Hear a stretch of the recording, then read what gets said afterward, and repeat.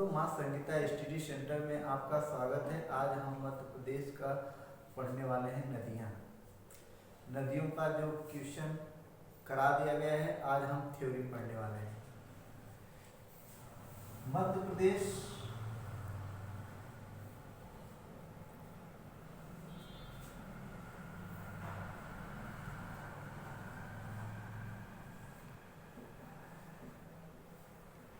नदियाँ,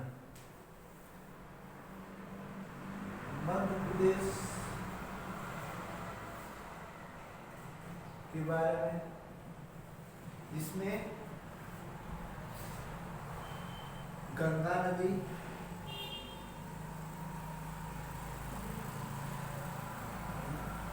इसके बाद गोदावरी नदी, इसके बाद नर्मदा नदी। मध्य प्रदेश पूरे भारत में सबसे बड़ी नदी है गंगा नदी, और जो मध्य प्रदेश में नदी है उसमें नर्मदा नदी, जो कहाँ से निकलती है? अमरकंटक से। वह भारत में कौन से नंबर की नदी है? तो भारत में नर्मदा नदी का कौन सा स्थान आता है? तो 5वीं नदी। अगर मध्य प्रदेश की सबसे बड़ी नदी तो कौन सी है? नर्मदा नदी। अगर क्वेश्चन आता है भारत की सबसे बड़ी नदी तो है गंगा नदी। अब फर्स्ट में आरोही क्रम में हम आप लोगों को बता देते हैं कौन सी नदी कौन सी नंबर की है। पहले नंबर पे कौन से है? गंगा नदी। गंगा नदी, इसके बाद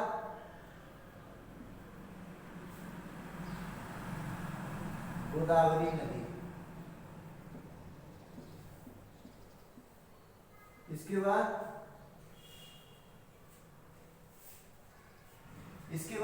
कृष्णा नदी,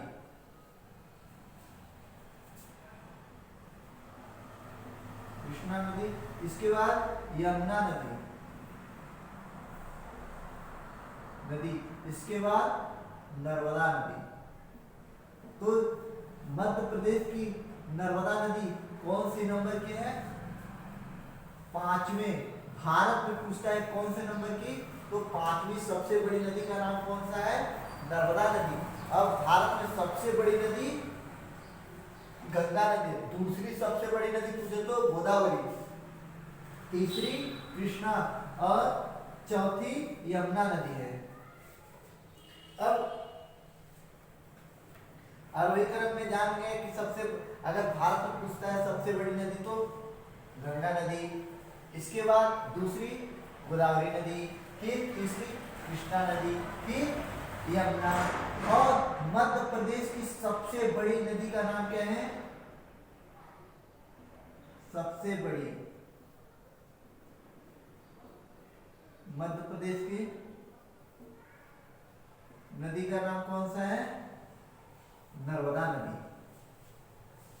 अब हम बात करते हैं कौन सी नदी कहाँ किस दिशा में गिरती है, पानी का बहाव। तो ये जो गंगा नदी है यह किस दिशा से, किधर? उत्तर से, उत्तर की ओर, उत्तर की ओर बहने वाली नदी है।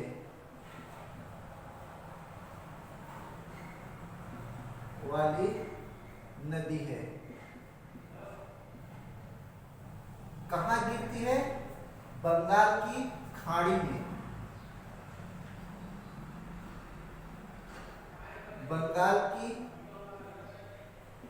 खाड़ी में, बंगाल की खाड़ी में कौन सी नदी गिरती है? गंगा नदी। यह कहां से निकलती है? तो ये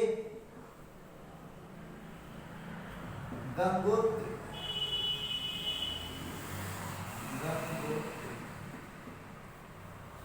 गंगोत्र से, हिमनद। अब बात करते हैं गोदावरी नदी। गोदावरी भी कौन सी दिशा में बहती है? ये दक्षिण की ओर बहने वाली नदी कहाँ गिरती है? बंगाल की खाड़ी में।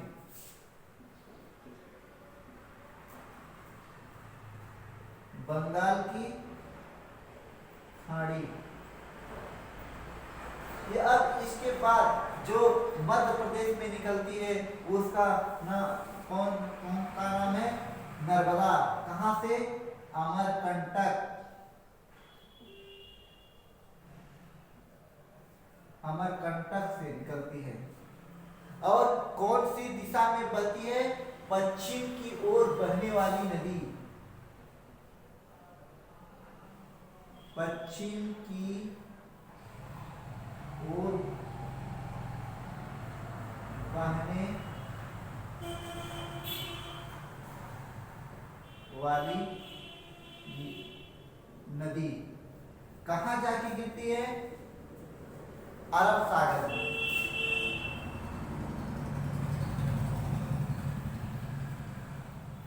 अरब सागर में कहाँ गिरती है? नर्मदा नदी कहाँ गिरती है? अरब सागर में। कौन सी दिशा में बहती है? पश्चिम की ओर बहने वाली नदी। यह गंगा नदी कहाँ से? उत्तर की ओर बहने वाली नदी कहाँ गिरती है? बंगाल की खाड़ी। और ये गोदावरी नदी कहाँ किस दिशा में बहती है? दक्षिण की ओर बहने वाली कहाँ गिरती है? बंगाल की खाड़ी। अब हम लोग पढ़ने वाले हैं मध्य प्रदेश के बारे में पढ़ रहे हैं, तो मध्य प्रदेश में कौन सी नदी? तो पढ़ने वाले हैं नर्मदा नदी। नर्मदा के नदी के बारे में डिटेल से पढ़ेंगे।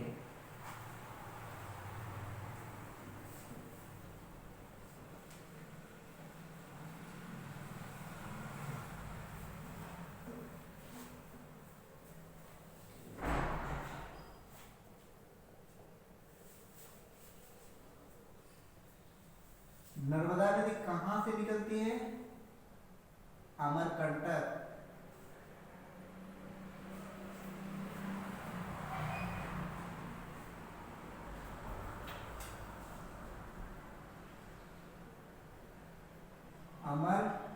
अमरकंटक।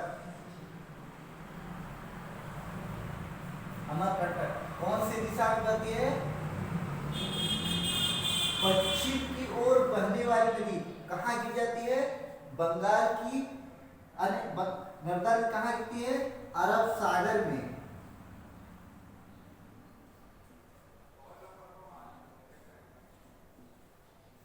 अरब सागर में।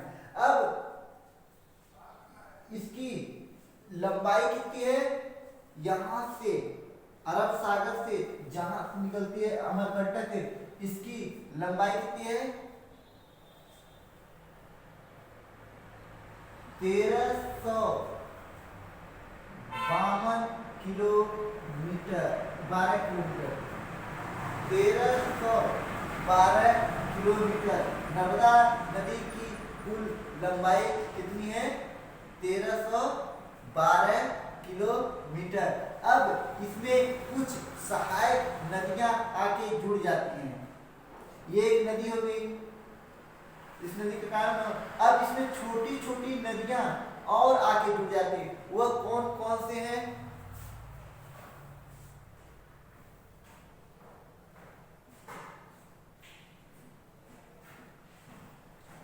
बाजरा,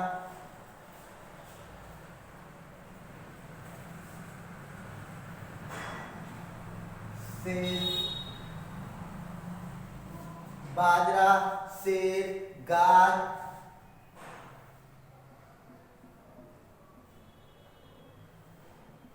शक्कर,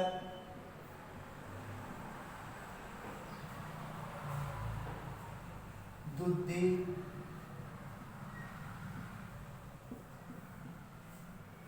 इसके बाद तावा, इसके बाद सुक्ता, इसके बाद छोटी तावा, ऊपर में कौन से हैं? हिरण। और इसकी कौन कौन सी नदियां? साय, हाथनी,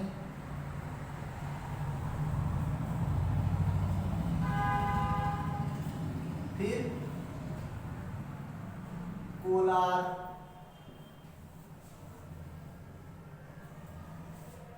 फिर मान, फिर चंद्रकेसर।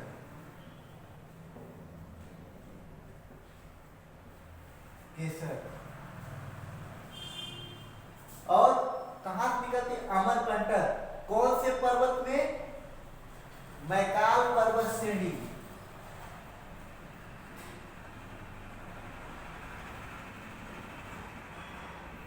पर्वत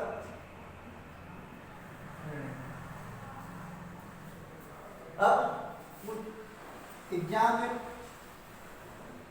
पूछेगा कि नर्मदा नदी की टोटल संपूर्ण लंबाई कितनी है? तो 1312 किलोमीटर। अब इसकी सहायक नदियां कौन से हैं? पहले बाजरा, फिर हिरण, फिर सेब, फिर गार, फिर शक्कर, फिर दूधी, फिर तावा, फिर सुट्टा, फिर छोटी तावा, फिर हथनी, कोलार, फिर मान, फिर चंद्रकेसर। अब ये इसको याद करने का ट्रिक कैसा है? बाजरा की रोटी किसने खाया? हिरण ने। बाजरा की रोटी किसने खाया? हिरण ने। हिरण को किसने खाया? शेर ने। शेर खाने के बाद क्या है उसको? ढेकार या गार। अब क्या है उसको? गार। फिर अब उसको फिर उसको क्या हुआ? क्या फिर उसको चाय पीने की इच्छा, मतलब फिर उसको मीठा खाने की इच्छा हुई। उसने क्या किया? तो उसको मतलब चाय बनाने की इच्छा हुई। चाय बनाने की इच्छा हुई तो उसको क्या लगेगा? शक्कर। फिर क्या लगेगा शक्कर के साथ? दूध, तो दूधी। फिर अब उसको बनाने के लिए क्या लगेगा? उसने काय का इस्तेमाल किया? तावा का। अब तावा में ये क्या कहते हैं? चाय बनाएगा तो क्या हो जाएगा? सूख जाएगा। ठीक, तो क्या इससे क्या हो गया? सूखता। अब उसने छोटे तवा का यूज किया चाय बनाने के लिए, तो क्या बन गया उसकी? मतलब इस प्रकार। अब आगे इतनी सहायक नदियों का नाम मतलब यार आपको हो गया। देखो, बाजरा की रोटी से हिरण ने खाया, हिरण को शेर ने खाया, शेर को खाने के बाद ढेकार आ गए, ढेकार आने के बाद को चाय पीने की इच्छा हुई, चाय पीने के लिए क्या लगेगा? शक्कर लगेगा। शक्कर मतलब चाय बनाने के लिए दूध भी लगेगा। फिर उसने काहे का इस्तेमाल किया? तावे का इस्तेमाल किया। तावा में गया दूध, मतलब सूख गया, चाय सूख गया। फिर अब वो काहे का लिए चाय बनाने के लिए फिर से गया छोटी तावा का यूज किया। अब इस प्रकार से सहायक नदियां याद होंगे। और ये 4 नदियों का नाम आपको रखना पड़ेगा: हथनी, कोलातार, मान, चंद्रकेसर। एक मतलब सहायक नदियां किसकी? नर्मदा नदी की। अब नर्मदा नदी की बारे में ये आपको सहायक नदियां याद हो गया होगा। अब हम चलते हैं, नर्मदा नदी की टोटल सहायक नदियां कितनी है? नर्मदा नदी की टोटल सहायक नदियां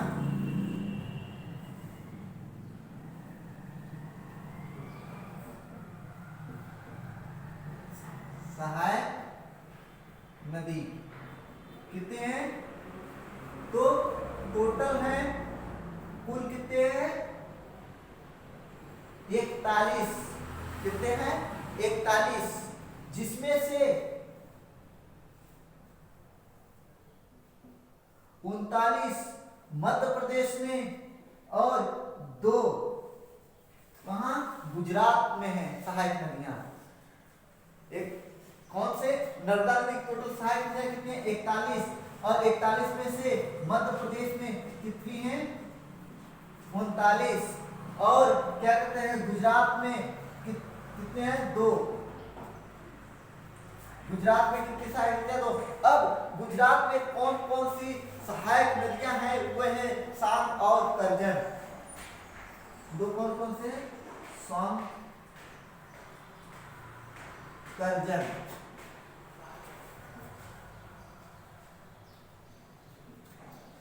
सांग और करजन सहायक नदियां कितनी हैं? 41। मध्य इसमें से कितने मध्य प्रदेश में है? मध्य प्रदेश के नर्मदा नदी के बारे में और डिटेल में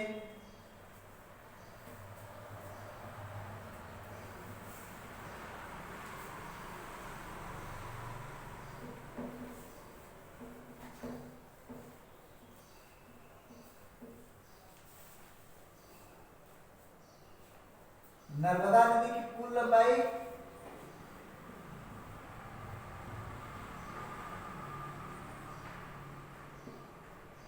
कुल लंबाई 1312 किलोमीटर, 1312 किलोमीटर इतनी लंबी है।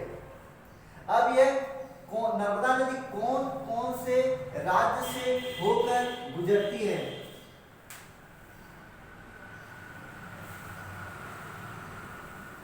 नर्मदा नदी 3 राज्य से होकर गुजरती है। पहला मध्य प्रदेश, दूसरा महाराष्ट्र,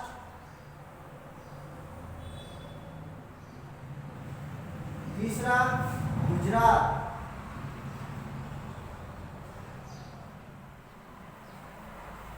गुजरात।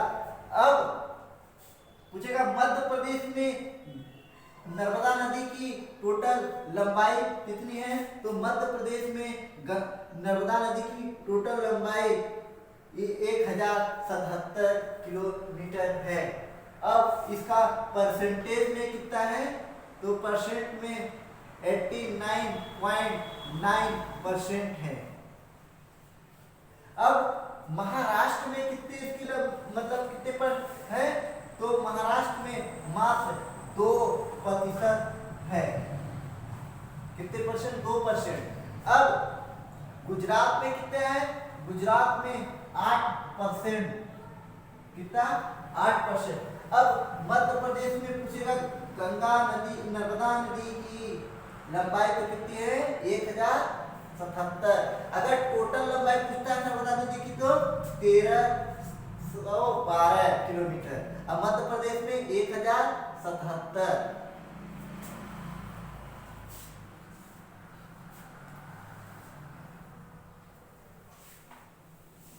मध्य प्रदेश को नदियों का मायका भी बोला जाता है।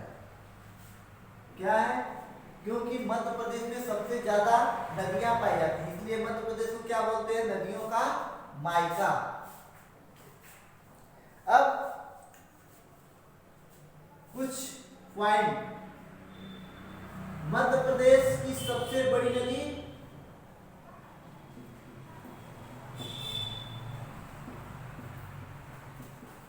सबसे बड़ी नदी नर्मदा। भारत की सबसे बड़ी गंगा। अब कौन सी दिशा में बहती है? पश्चिम की ओर बहने वाली नदी।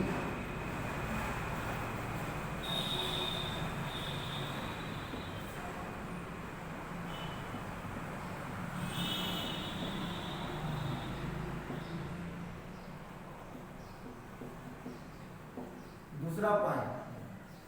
अब तीसरा, इसमें भ्रंश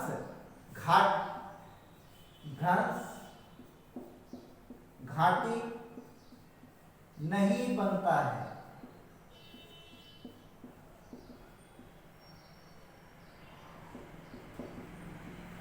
भ्रंश घाटी का निर्माण नहीं होता है।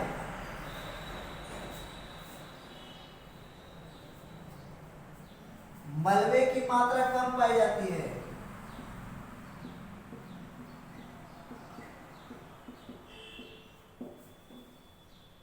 पाई जाती है मतलब मलबे किसे बोलते हैं? जो नदी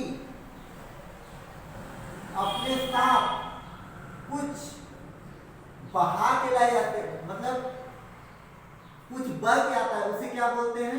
मालवा। इसमें क्या है? मालवे की मात्रा कम पाई जाती है। ये डेल्टा का निर्माण नहीं करती है। डेल्टा का निर्माण नहीं करती है। तो ये 5 पॉइंट हो गए। मध्य प्रदेश की नर्मदा नदी के 5। मध्य प्रदेश की सबसे बड़ी नदी है, पश्चिम की ओर बहने वाली नदी है, भ्रंश घाटी नहीं बनाती है, मालवे की मात्रा कम पाई जाती है और डेल्टा निर्माण नहीं करती है। तो डेल्टा का निर्माण नहीं करती तो काय का निर्माण करती है? तो ये एस्चुरियन का निर्माण करती है।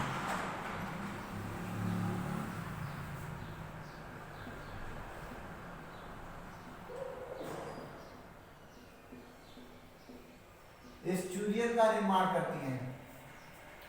अब मध्य प्रदेश के नर्मदा नदी के उपनाम, इसे किस नाम से जाना जाता है? नर्मदा नदी के उपनाम।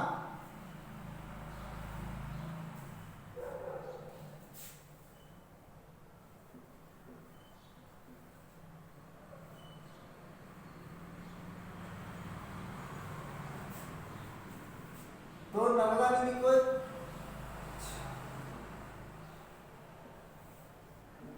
4 उपनाम हैं। कौन कौन से? रेवा,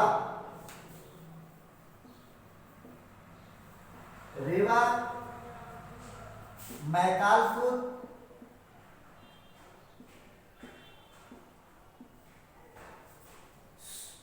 नमोदास,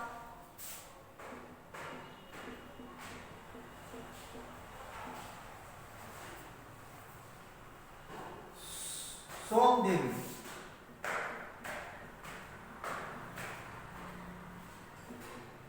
सोमदेवी। अब नर्मदा नदी का जो रेवा है वह कहाँ देखा गया? ये ग्रंथ में। कौन सा ग्रंथ? ऋग्वेद में। ऋग्वेद में नर्मदा नदी को क्या कहा गया है? रेवा। मैकाल, क्योंकि अमरकंटक के पर्वत मैकाल पर्वत श्रेणी से निकलती है, इसलिए क्या बोला जाता है? मैकाल। अब नमोदास एक वैज्ञानिक आया था। नमोदास सबसे पहले किसने कहा था? तो एक वैज्ञानिक आया था, उसको वैज्ञानिक का क्या नाम था? टॉलमी। तो नमोदास नर्मदा नदी को किसने कहा था? टॉलमी ने। ये हो गए नर्मदा नदी के प्रमुख उपनाम। अब आगे चलते हैं।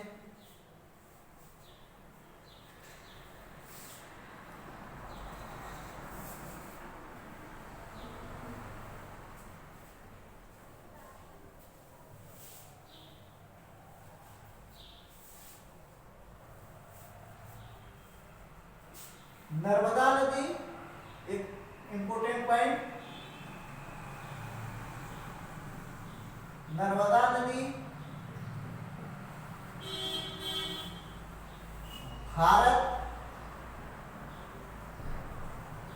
भारत की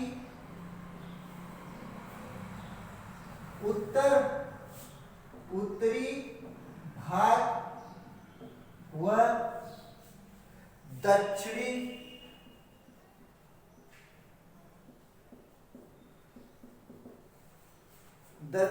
भाग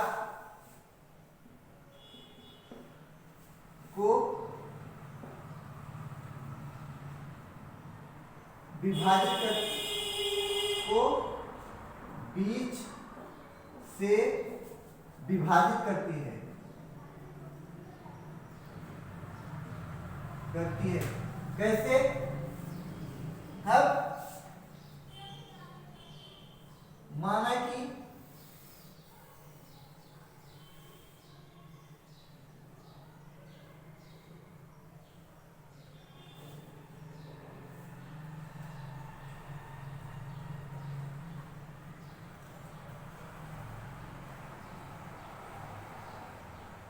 ये भारत है। अब यहाँ पे मध्य प्रदेश।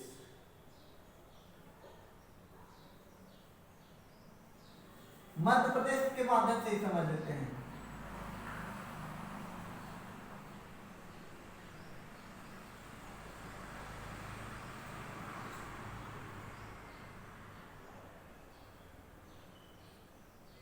यह मध्य प्रदेश हो गया। अब नर्मदा नदी किधर से किधर बहती है? पश्चिम की ओर बहती है। तो ये पश्चिम, पूर्व, उत्तर, दक्षिण। तो अब पश्चिम की ओर बहती है तो इधर का दक्षिणी भाग हो गया, इधर का उत्तरी भाग। तो ये दोनों उत्तर और दक्षिण भाग को कौन सी नदी विभाजित कर देती है? तो ये नर्मदा नदी। तो इधर उत्तर में, इधर दक्षिण में, दोनों भाग अलग अलग दो पार्ट में बंट गए। मध्य प्रदेश की भारत की 5वीं सबसे बड़ी नदी का नाम तो है नर्मदा। अब मई 2017 को नर्मदा नदी को जीवित नदी का दर्जा दिया गया था। नर्मदा नदी को कौन से नदी का दर्जा दिया गया था? जीवित नदी का दर्जा कब दिया गया था? मई 2017 में। अब नर्मदा नदी का अपवाह तंत्र।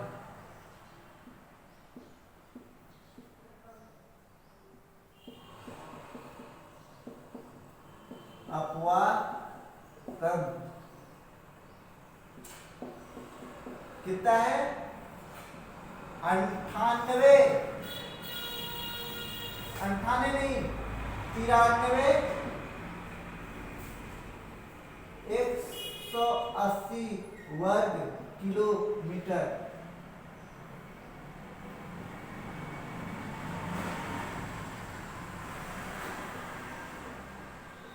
कितना है?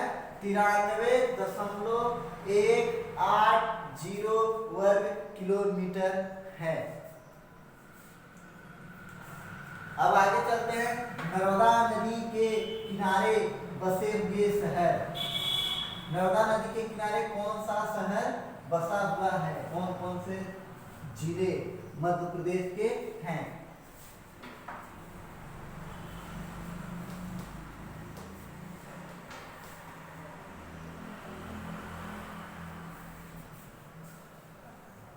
तो सबसे पहले अमरकंटक।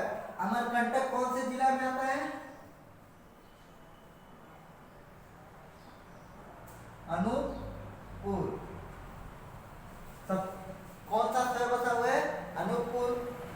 इसके बाद शहडोल।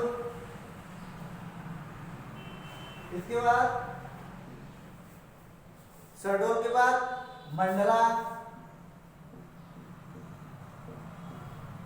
मंडला के बाद जबलपुर।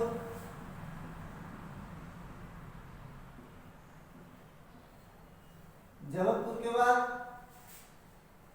नरसिंहपुर।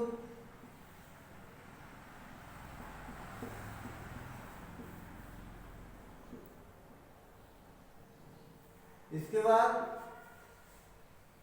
होशंगाबाद।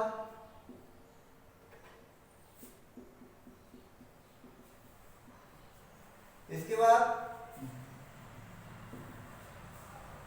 देवास। देवास में कौन? नेमावर। इसके बाद ओंकारेश्वर। ओंकारेश्वर।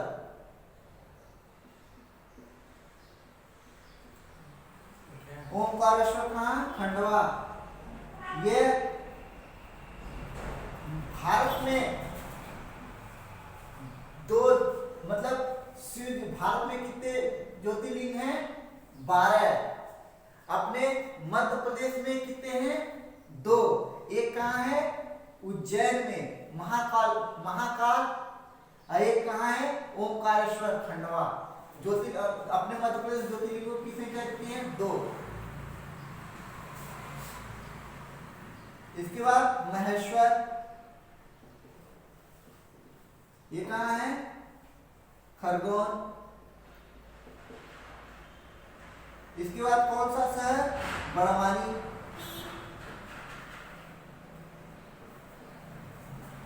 इसके बाद अलीराजपुर।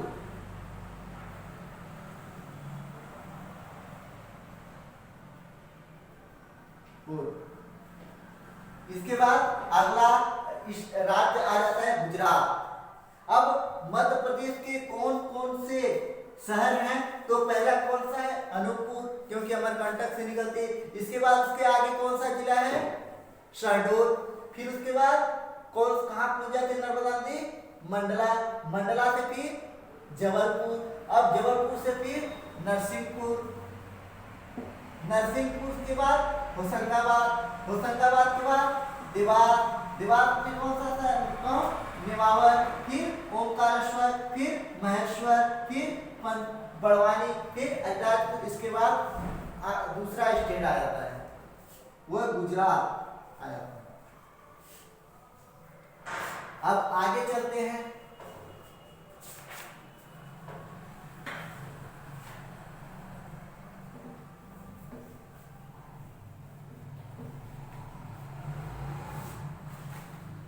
नर्मदा नदी के किनारे स्थित जल प्रपात। नर्मदा नदी के किनारे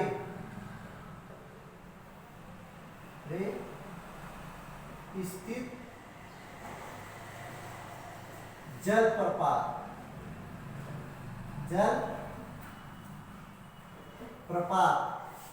नर्मदा नदी पर कौन कौन से जल प्रपात हैं, उनके बारे में चर्चा करेंगे।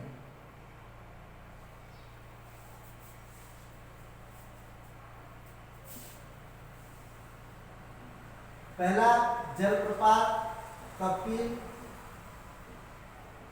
धारा, फिर दूध धारा,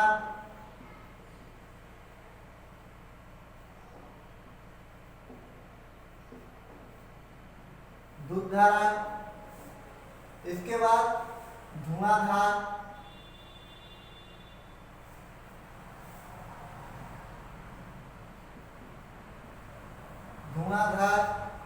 फिर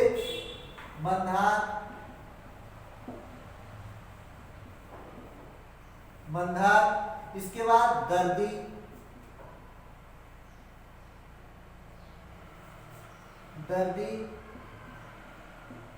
इसके बाद सशस्त्र धारा।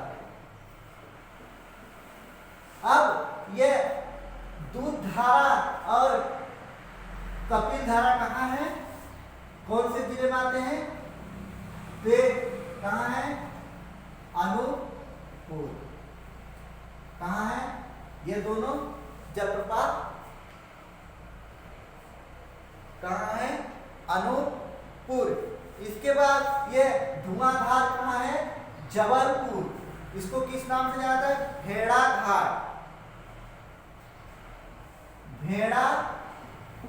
घाट। इसको कहाँ स्थित है? ये जबलपुर में। इसके बाद दर्दी और मंधार कहाँ स्थित है? दोनों बाड़वा।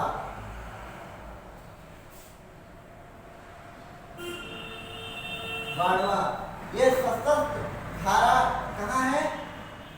महेश्वर कहाँ है? खरगोन।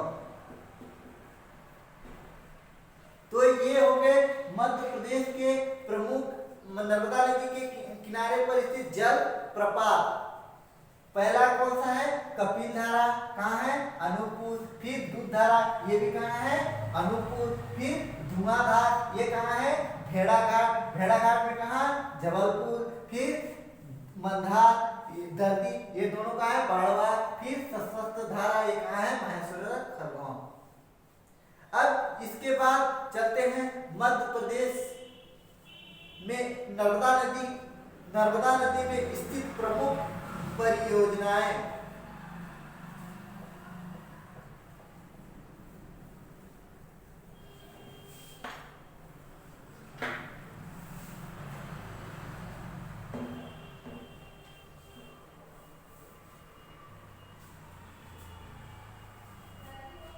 नर्मदा नदी की प्रमुख परियोजनाएं।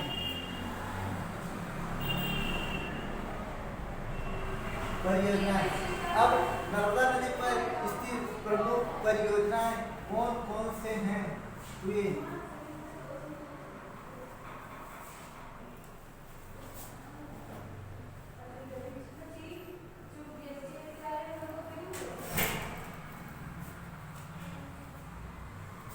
तो पहली परियोजना इंदिरा सागर, फिर ओमकारेश्वर,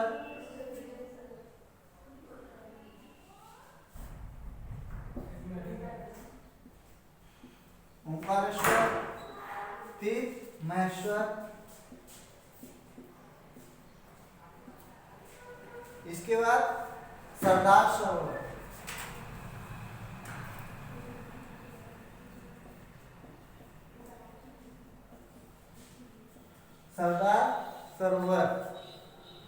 इंदिरा सागर परियोजना कहाँ है? तुनासा। इसके बाद ओमकारेश्वर, खंडवा, फिर यह महेश्वर खरगोन, फिर सरदार सरोवर परियोजना, ये कहाँ है? गुजरात राज्य में, जहाँ पर यह सबसे बड़ी स्टेचू कहाँ? कौन सी परियोजना? सरदार सरोवर परियोजना। कौन सा? स्टेचू ऑफ लिबर्टी, जो सरदार वल्लभ भाई पटेल जी की सबसे बड़ी इमारत कहाँ बनाई गई है? सरदार सरोवर परियोजना। धन्यवाद दोस्तों, इसके आगे अगले वीडियो में